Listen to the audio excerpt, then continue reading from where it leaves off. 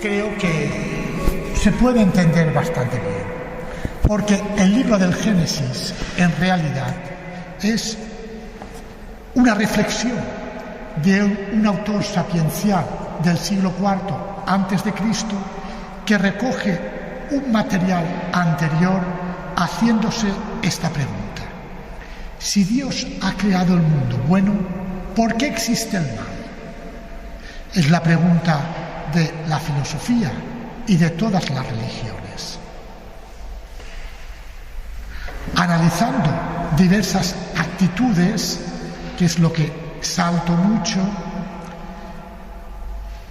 nos hace ver cómo el mundo es bueno, pero el hombre que no sabe dominar sus impulsos, que va solo detrás de lo que le apetece, es el que desequilibra el mundo. Un desequilibrio que nos aparta de Dios y que solo puede ser reequilibrado con la madurez personal de cada uno a través de la gracia de Dios y de nuestro esfuerzo. Es decir, yo trabajo, Dios me ayuda, yo trabajo.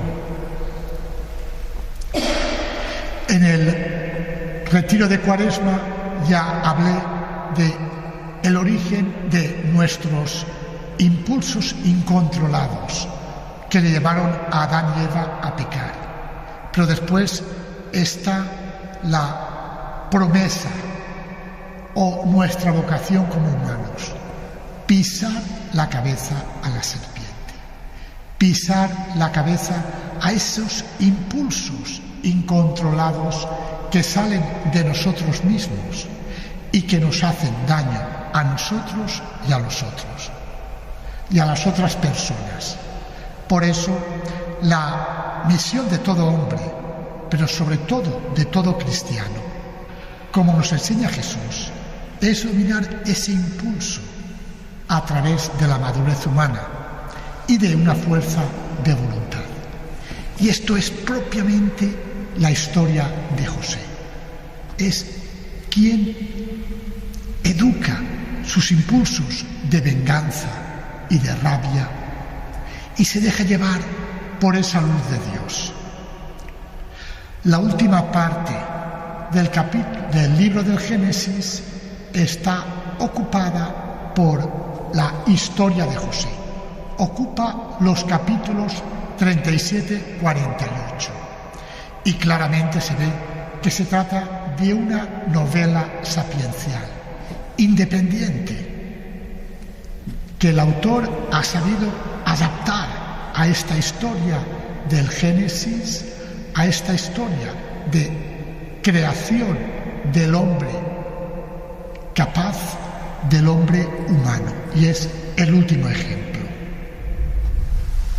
Y vemos cómo un padre inmaduro, Jacob, no es el Jacob que nos ha hablado en los capítulos 27-36, un personaje psicológicamente muy desarrollado y muy maduro, ahora es un padre muy inmaduro que ha creado una familia muy desordenada y un hijo también, José, el preferido, muy inmaduro, pero que bajo la protección y la ayuda de Dios y de los acontecimientos de la vida, que nadie consigue controlar, pero sabe leerlos y llevar muy bien su espíritu hacia una gran madurez, y conseguirá ser maestro de madurez para sus hermanos, y también puede ser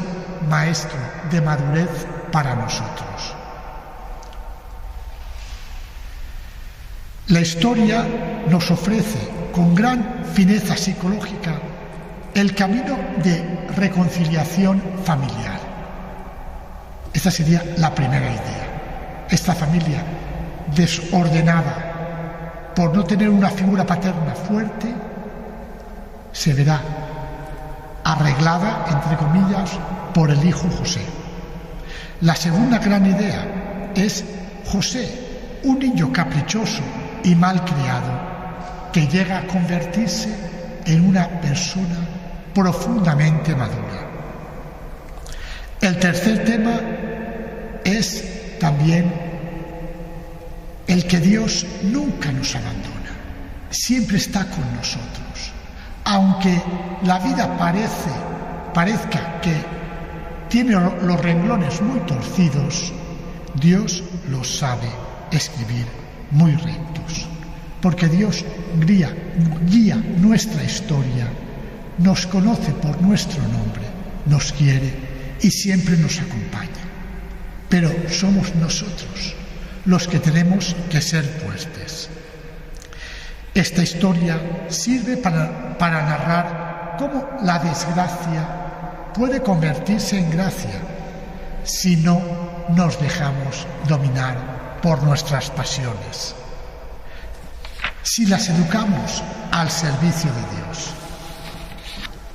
Así, entremos ahora a leer esta historia de José. El inicio no es muy favorable para José. El libro del Génesis, al inicio, en el capítulo 37, nos dice cómo José era un muchacho, ya en aquella época un hombre de 17 años, pero todavía vivía con las mujeres. Es decir, estaba todavía en la época de infancia para su padre, súper protegido, mientras sus hermanos tenían que ir a trabajar en el rebaño. Después también subraya cómo era el hijo preferido e informaba a su padre de lo que decían sus hermanos contra ellos dos, sobre todo contra su padre. Y encima, un día su padre le regala una túnica de bellos colores y mangas anchas. Esto ya crea mucho más resentimiento entre sus hermanos y lo que hacen es quitarle la palabra. Cuando estamos enfadados con alguien, lo primero que hacemos es no hablarle, le quitamos la palabra, lo ignoramos. Y esto es lo que hicieron los hermanos con José. Pero José era un muchacho joven muy ingenuo. Tiene unos sueños y en vez de quedárselos para él, los cuenta también a sus hermanos, diciendo que sueña como todos se arrodillan ante él. Y también su padre se arrodilla ante él. Y esto ya hace saltar incluso la paciencia de su padre y aumenta más su rabia. Así, un día que sus hermanos habían ido a Siquem en busca de pastos mejores para el rebaño, al cabo de unos días su padre envía al hermano José, al penúltimo hermano: ve a ver cómo están tus hermanos. Jacob creía que lo mandaba a sus hermanos, pero en realidad lo mandaba a los lobos. Porque llenos de resentimiento, como Caín, habiéndole dado tantas vueltas a ese rencor, hacen lo mismo que hizo Caín. Vamos a matar a nuestro hermano. Y cuando lo ven llegar, he ahí el soñador, el que nosotros tenemos que postrarnos ante él. Ahora verá. Y deciden matarlo. Pero al final, pragmáticamente, lo que hacen es venderlo. ¿Por qué? Porque así incluso se sacan unas monedas para tener una buena merienda. No se habla nada de la reacción de José.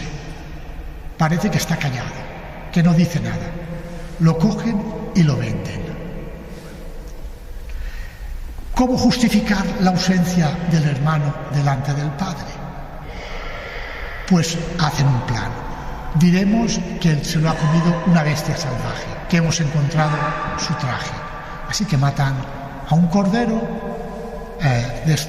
desgarran la hermosa túnica de José, la manchan de sangre y se la presentan al padre.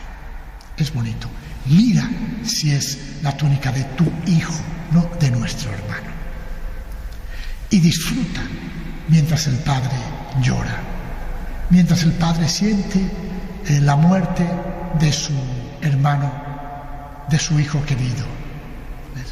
Disfrutan cuando venden a su hermano, lo castigan, y disfrutan también cuando castigan a su hermano. José es llevado por estos mercaderes madianitas a Egipto y allí vendido como esclavo.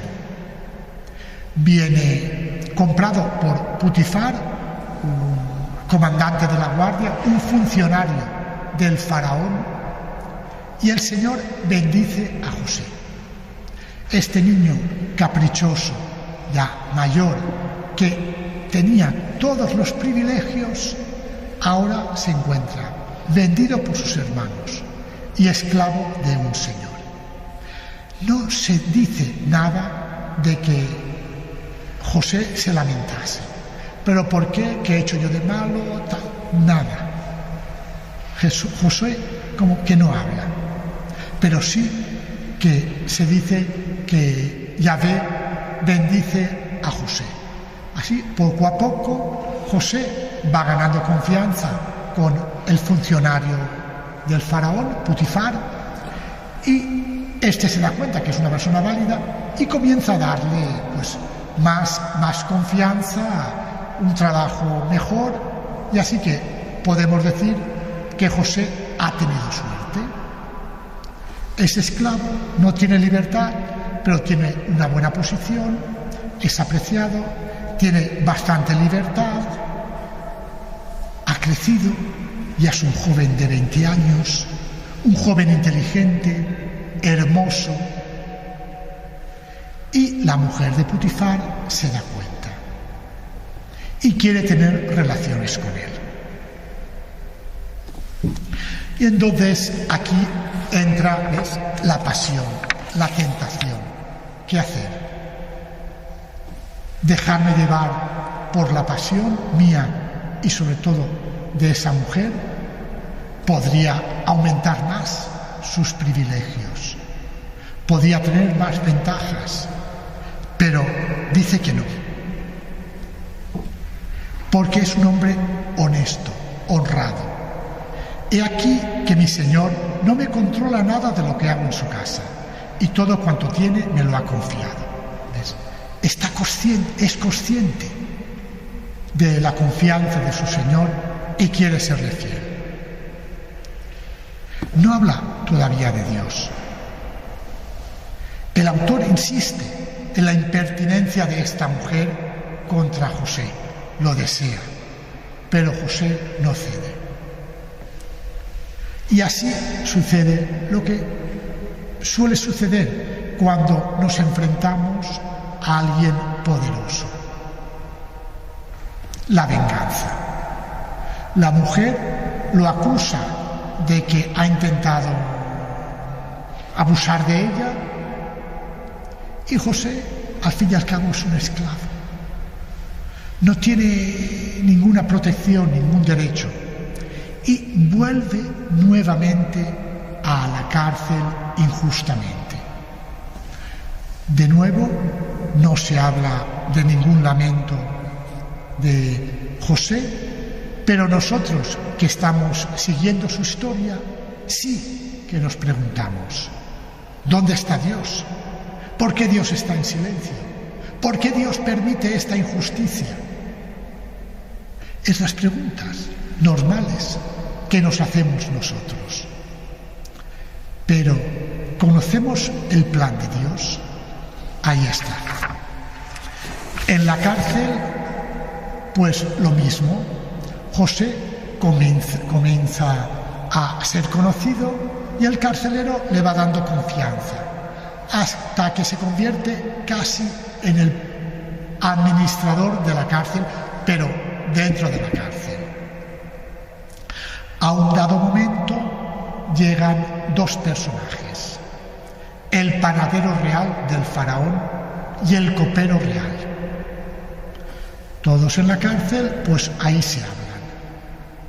Y estos dos personajes tienen cada uno un sueño. El panadero ve que llevaba el pan en una canasta y unos pájaros se lo comen. Pero el copero ve que tiene una mano, exprime un racimo de uva y en una copa y se lo da al faraón. José interpreta bien estos sueños. El panadero será condenado y el copero será integrado en su sitio. Cuando se cumple, el José le dice claramente, ¿no?, al copero: acuérdate de mí, ya que hemos estado juntos, acuérdate de mí. Este, como sucede siempre, le dice también: claro, me acordaré de ti, no te preocupes. Pasa el tiempo, pero José continúa en la cárcel. Pero ahora José ya es una persona madura, una persona más equilibrada. Ya en estos momentos ya aparece el Señor que vela por José. Pasa el tiempo y el faraón tiene una nueva vista, un sueño. 7 espigas gruesas salen del Nilo y después salen otras 7 espigas delgadas que se comen a las gruesas. Y lo mismo sucede con 7 barcas gordas que salen del Nilo y después 7 barcas flacas que se comen a las gordas. Ningún sabio de Egipto sabía interpretar este sueño. Y entonces es cuando el copero recuerda a su compañero de cárcel. Faraón, recuerdo que yo tenía un compañero en la cárcel que interpreta sueños. Viene llamado, lo interpreta como 7 años de abundancia que seguirán 7 años de escasez. El faraón, entusiasmado, lo nombra ministro de la Agricultura. Y sucede 7 años de abundancia, José administra bien esa abundancia y después viene la carestía. Viene la carestía en toda la región, también en la zona de Canaán, de Palestina. ¿Y qué sucede? Sucede que Jacob manda a sus hijos a buscar grano, porque tienen que comer la familia. Se presentan ante el gran administrador. José los reconoce enseguida, pero sus hermanos no, claramente, y hablan a través de un intérprete. José, para conocer datos sobre su familia, los acusa de espías. ¿Quiénes sois? Contadme de vuestra familia. Y les cuentan cómo eran 12 hermanos y entonces, ¿y cómo es que sois 10? Y es cuando le cuentan que un hermano murió, el otro, el pequeño, el preferido, se ha quedado con su padre. José los encarcela durante 3 días por ser espías. Es interesante. Cuando los tiene delante, José no se venga. Dice: ahora sabréis quién soy yo. No. Tampoco se muestra: soy vuestro hermano, fijaos lo que pasó. Quizás se hubiesen arrepentido, hubiesen llorado, hubiesen pedido perdón, pero hubiese quedado así, como algo muy rápido. José tiene otro plan. Ahora no es el niño caprichoso de hace 20 años. Ahora es un hombre maduro, sabio. Y lo primero que hace es encarcelarlos 3 días. Es decir, probad una cucharita de lo que yo he pasado durante varios años. Claro, aquellos no entienden nada. No hemos hecho nada malo. ¿Por qué nos sucede esto? Es porque ahora estamos pagando el pecado del asesinio de nuestro hermano. Muy interesante esto. Recuerdan atrás, Esto nos recuerda dos cosas. Una, el psicoanálisis, que va a buscar las raíces de la actualidad. Pero también nos recuerda al diálogo de Jesús con la samaritana. Cuando le dice Jesús: ves a buscar a tu marido. No tengo marido, es verdad. Has tenido 5 maridos y ahora tienes un amante. Es decir, ¿ves? Es decir, le hace ver la realidad Jesús. Aquí ellos están viendo su realidad, que es lo importante. Ver nuestra realidad, no juzgarla, no juzgarnos, porque José no quiere juzgarnos, porque de ser así se hubiese dado a conocer y así enseguida ya nos hubiese dicho que eran unos pecadores, que habían hecho mucho mal, pero que Él los perdonaba. No, tiene que ser algo más personal, como la samaritana, un proceso. Aquí ya empiezan a darse cuenta de que cometieron un error. Al cabo de los 3 días quedan libres, vuelven a casa con el grano y cuando abren los sacos tienen, pero José al volver les dice, al mandarlos a casa, les dice que tenían que traer a su hermano Benjamín, que es hermano de padre y de madre de José, el preferido de Isaac, de Jacob. Vuelven a casa, abren los sacos y ven que tenían el dinero que habían llevado. ¿Qué ha pasado? Pasa el tiempo, consumen el grano que se habían llevado y vuelven a Egipto, pero esta vez con Benjamín. Jacob, interesante, no quería dejar partir a su hijo Benjamín. No, es mi hijo. Continuaba a tener a su preferido sin tener en cuenta a los otros 10. Al final Judá se pone como peño, yo me impongo como peño, yo y mi familia. Si no viene tu hijo, estaré yo como esclavo tuyo. Es decir, ¿ves? Aquí ya se ve una unidad familiar. Van a Egipto, lo recibe nuevamente José, y José ve después de 20 años a su hermano Benjamín, que no conocía, lo había dejado pequeñito. Entonces les prepara una gran comida y Judá y sus hermanos pues tienen miedo. Aquí hay encerrona, aquí algo huele mal, ¿ves? Algo se les está moviendo. Y lo que hace es ponerlos por orden de nacimiento. ¿Cómo? ¿Casualidad? ¿Alguien nos conoce? Y a Benjamín, el más pequeño, le daba una mayor ración. Sería el preferido del faraón, o del administrador del faraón. Termina la comida, cogen el saco con el grano y vuelven. Pero apenas salen de la ciudad, José manda a su ejército, a sus soldados, porque los acusa de ladrones. No es posible, no es verdad, nosotros no hemos robado nada. Dice Judá, si ha robado a alguien algo, será esclavo del faraón. Vacían los sacos, justamente la copa de José se encontraba en el saco de Benjamín. No, esto no. Vuelven todos otra vez a la presencia de José, se postran delante de él, le piden misericordia. Pero José no.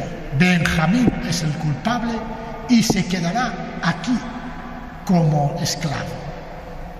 Es Judá el que dice, tómame a mí, no quiero que sufra mi padre. Aquí es el momento de la conversión. Judá y sus hermanos ya no quieren hacer sufrir a su padre. Su padre es así, lo aceptamos como es, lo queremos como es, porque es nuestro Padre. Tómame a mí como esclavo, pero no al pequeño, a su preferido. Morirá de pena después de perder a su segundo hijo. Es en este momento, cuando ya se ha creado la familia, cuando José se da a conocer. Yo soy José, vuestro hermano, el que vosotros vendisteis como esclavo. Claro, ellos se quedan hechos unos cuadros, no lo esperaban, pero quizás en ese momento comprenden todo. Y ahí es donde actúa la gracia de Dios. No solamente han tomado conciencia de su pecado, no solamente conocer, como dice Freud, sino experimentar, como hace Jesús. Y eso lleva al cambio. Ahí ellos han experimentado el dolor, han experimentado la incertidumbre y ahora pues tienen miedo de la venganza de José. Pero José no se venga, porque José ha visto toda la acción de Dios en su vida. Es verdad que vosotros erais malvados. Es verdad que vosotros quisisteis hacerme mal. Es verdad que la vida me dio muchos tortazos. Pero también es verdad que Dios ha estado conmigo. Es verdad que me ha dirigido. Es verdad que yo no me he dejado llevar por mi impulso. Por eso me mantengo sabio y en paz. Y por eso ahora os acojo. Porque no sois vosotros los que habéis actuado. Ha sido Dios el que ha actuado. Y ha actuado bien porque yo no me he dejado llevar por mi impulso. Retomando lo que dije en la anterior reflexión, podemos decir, yo he pisado la cabeza de la serpiente y no me he dejado llevar, manipular por la rabia, el odio y la venganza. Y por eso yo he triunfado y vosotros también habéis triunfado, habéis madurado. Así que el autor del libro del Génesis nos está indicando por qué hay mal en el mundo. Si Dios ha creado bien, ha creado bueno todo el mundo. Porque nosotros nos dejamos llevar por nuestro impulso y donde hay mal, ponemos más mal y creamos más mal. Donde hay dolor, ponemos dolor y creamos dolor. Por eso, en esta historia de José, podemos ver la semilla, si queremos, de la historia de Jesús, que inculpado injustamente, asesinado, no juzgó ni maldijo a los que lo asesinaban, sino: Padre, perdónalos porque no saben lo que hacen. Puso amor en la cruz. Por eso la cruz es el signo del amor. Pero también nosotros, carmelitas descalzos, podemos ver en semilla toda la doctrina que nos dará San Juan de la Cruz en sus libros. Y así, a grandes rasgos, incluso también casi una biografía de San Juan de la Cruz. El pobre nació en una familia pobre, pero también fue muy castigado por la vida sin haber hecho nada. Fue encarcelado propiamente siendo inocente 9 meses en la cárcel de Toledo y nunca tuvo rencor. Al revés, allí supo ver esa mano providente de Dios en la cárcel y por eso, propiamente en la cárcel, escribió las poesías más bonitas de la literatura española. Eso es la enseñanza. San Juan de la Cruz, como dirá en esa carta al final de su vida a esa religiosa que tanto se le quejaba: hermana, solo me da pena de que usted culpe a quienes no tienen la culpa, porque todas estas cosas no las hacen los hombres, sino Dios, que nos quiere y nos da lo mejor. Donde no hay amor, ponga amor y sacará amor. Estas palabras muy bien podría haberlas dicho José a sus hermanos, quizás las ha dicho, porque es esta idea la importante. El mundo es bueno, el hombre es bueno si sabemos dominar, educar nuestros impulsos, ser personas maduras, equilibradas, honestas, que en fe saben ver la mano de Dios en todos los acontecimientos, no como el titiritero que manda una enfermedad o manda la lotería, sino como ese hilo rojo casi escondido, mimético en la historia, que guía la historia del mundo y nuestra historia. La historia de José es un ejemplo bíblico de revelación, creo que bastante claro. La historia de San Juan de la Cruz creo que también nos puede iluminar mucho. Pero creo que si también nosotros miramos nuestra historia y analizamos todas esas casualidades, entre comillas, que nos han hecho llegar hasta aquí, veremos cómo es Dios el que nos ama, nos llama por nuestro nombre, porque nos quiere, y dirige nuestra historia. Nos acompaña hacia verdes prados para que podamos gozar. Pero tenemos que fiarnos de ese pastor bueno que nos guía hacia los buenos pastos, aunque de momento tengamos que pasar por algún desfiladero, algún barranco, un terreno un poco pedregoso, pero si nos fiamos, iremos adelante. Así que esto ya nos puede ayudar para mañana, que es el domingo del Buen Pastor. Buena reflexión a todos vosotros.